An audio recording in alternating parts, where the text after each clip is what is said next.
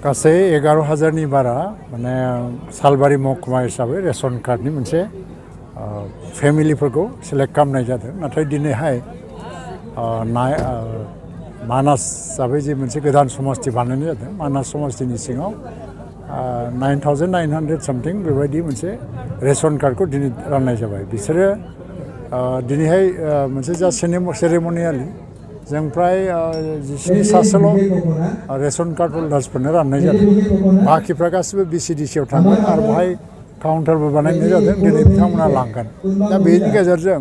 नैबे first फेजनि ration card राननाया Baksa जिल्लायाव दिनै जोब्बाय होननानै बुंनो हायो तामुलपुरखौ बाद होनानै आरो जे भारतबर्षआव फ्राय 80 कौटि जनसाधारन बेनिफिसियारिफोरनो कभार खालामनाय रोखोमै रेशन कार्ड राननायनि मोनसे परिकल्पना दं 140 कौटि जनसंख्यानि बे देशआव 80 कौटि जनसंख्याखौ कभार खालामनाय रोखोमै दा आसामनि टारगेटआ 2 कौटि 52 लाख खिन्थु दासिमाव जोंहा 2 कौटिल' बेनिफिसियारिफोर जों नुनो हादों दा खिन्थु एडिशनेलि 42 लाख बा 42 लक्ष बेनिफिसियारिफोरखौ जोङो सायख'बावबाय बेनि गेजेराव दिनै प्रथम पर्यायाव जों 10 लाखखौ टारगेट खालामदों फ्राय 20 लाखनो होगोन आरो बिदिनो पर्यायक्रमाव होलांबाय थागोन दा बाक्सा हिसाबै आङो दिनैहाय बाहाय आसाम सरकारनिफ्राय थिनहरजानाय हिसाबै दिनै मैया मुसलपुराव दंमोन दिनै बाहाय दं दा रेशन कार्ड बा माइरं मोननायनिल' जानानै गैया बेवहाय दा आयुष्मान कार्ड फैबाय आयुष्मान कार्ड मोनगोन लोगोसेयैनो उजाला योजनानि आन्दाराव गेस कानेक्सन जागोन LPG आरो सिलिन्डार मोनगोन बेजों लोगोसेयैनो मोनसे थांखिबो दं जे one nation one ration card ration कार्डनि मिनिङा खालि गोरिब मानसिफोरनो होनायल' नङा साफ्रोमबो मानसियानो रेशन कार्ड लानानै जोङो माइरं बायनानै जानो हायो आरो बे हिसाबैनो मोनसे वान नेशन वान रेशन कार्डनि मोनसे पलिसिबो दङ आरो बेल' नङा बाखि जेसेबां माने दा कार्डफोर जों लायो जे दिनैहाय शपिं मलाव पेमेन्ट होनांगौबा बा बबेबा मोनसे गेलामालाव पेमेन्ट होनांगौ अफिसाव पेमेन्ट होनांगौ जों बायदि बायदि गुबुन गुबुन कार्ड बाहायो बेखौबो जोङो वान नेशन वान कार्डनि मोनसे लाइनावनो जों थांगासिनो दङ आसामनि मुख्यमन्त्रि डक्टर हिमन्त बिश्व शर्मानि नाजानायाव आसामाव दिनै मैयानिफ्राय लानानै 16 तारिख 16 जानुवारिनिफ्राय लानानै प्राय 24 जानुवारिसिम 24 तारिखसिम कन्टिनिउवासलि रेशन कार्ड राननायनि हाबाफारि दङ आरो बे रेशन कार्ड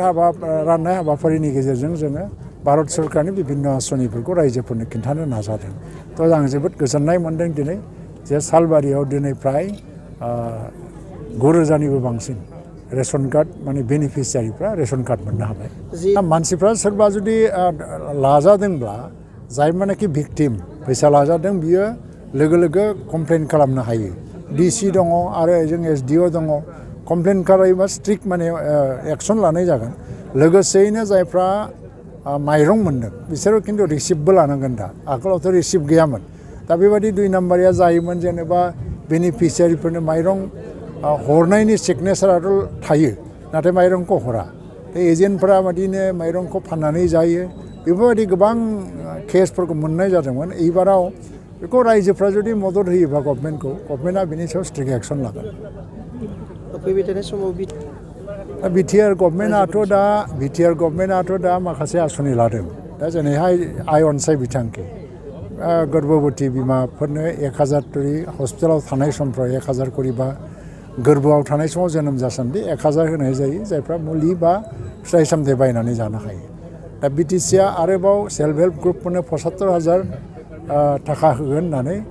दिनैहाय माने मोनसे थांखि लाखानाय दं दा बुंनो थाङोब्ला फ्राय माने 40,000 जि सेल्फ हेल्प ग्रुपफोर बिसोरनो गासिबो होगोन पर्यायक्रमाव खेबसेयैनो होआब्लाबो नाथाय दा 4,000 जि सेल्फ हेल्प ग्रुपफोर दङ बिसोरनो अलरेडि 25,000 मोनसे प्रथम किस्तिखौ होनाय जाबाय आरो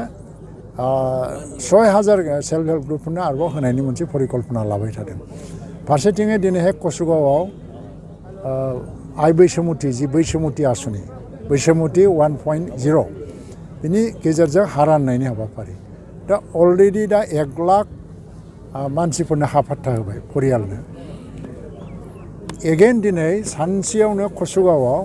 10,000 10,000 परियालनो हा रानगोन बिटिसि गभर्नमेन्टआ थ' बेयो मोनसे बिराद गिदिर माने मख'जाथावना आरो गिदिर मोनसे एचिभमेन्ट जे हा पाट्टा गैयालासिनो रायजोफ्रा आबाद मावनानै जादों मादों दा बेफोरखौ बिसोरो हा पाट्टा बिबाय थादोंमोनबाबो मोनाखै आरो दिनैहाय 17 बोसोराव BPF सरकारा दंमोन खिन्थु हा पाट्टा रानलांनो हायाखिसै दिनै जों फैनाय लोगो लोगोनो 1 लाखनि बारा दिनै सानसेयावनो कसुगावआव दा रानगासिनो दं 10,000 परियालनो हा पाट्टा होनायनि बाथ्रा